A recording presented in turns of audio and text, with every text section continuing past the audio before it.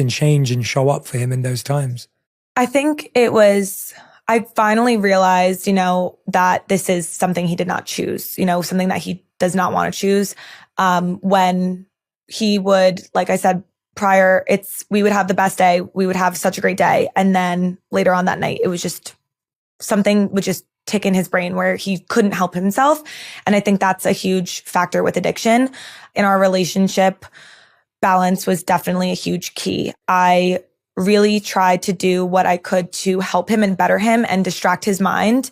For me, I'm really not a homebody at all. And Liam was a homebody.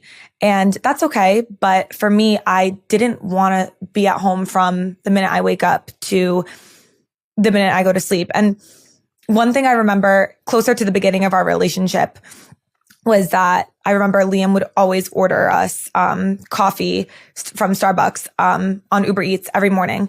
And I eventually said to him, I was like, this is before I got I was able to drive and learn how to drive on the other side of the road in England, as you know. And I remember saying to him, I was like, you have a car. Why don't we just go out and grab a coffee? Like, why do we have to order one every single morning from Starbucks? And he just would always say, I don't really want to get out of bed. I don't want to get out of bed yet. I just want to have like a lazy morning and then we'll go do something later on. And for me, I prefer to actually wake up early, go grab a cup of coffee, go on a Starbucks drive-thru, sit on the drive-thru. I know it's something so small, but it makes my day feel 10 times more productive. Just getting out of bed rather than sitting in your bed and waiting for a coffee to show up right at your doorstep. So for me, I think balance was a huge key factor in helping Liam with his mental health. I tried to make sure that we weren't busy 24/7 because he wouldn't have liked that. That's like him trying to keep me at home 24/7. I wouldn't have liked that. So I think a balance was great.